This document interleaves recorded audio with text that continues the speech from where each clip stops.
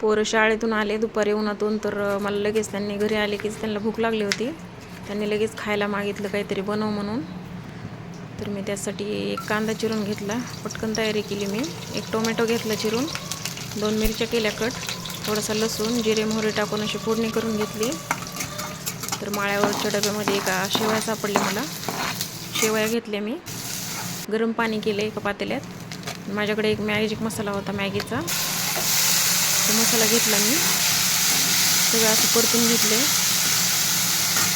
कांदा एकदम गुलाबी रंगावर भाजला आहे.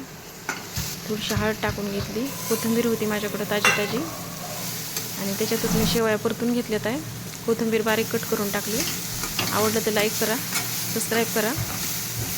आणि 2 मिनटं असं परतून घेतल्यानंतर मी गरम पाणी टाकलं त्याच्यात, आणि 5 मिनिट शिजून घेतलं एकदम चांगलं झाकण ठेवून.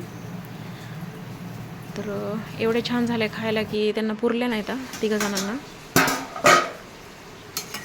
एकदम छान झालेलं आहे. तयार आहे हे बघा खाण्यासाठी. आवडलं तर सांगा, सबस्क्राईब करा.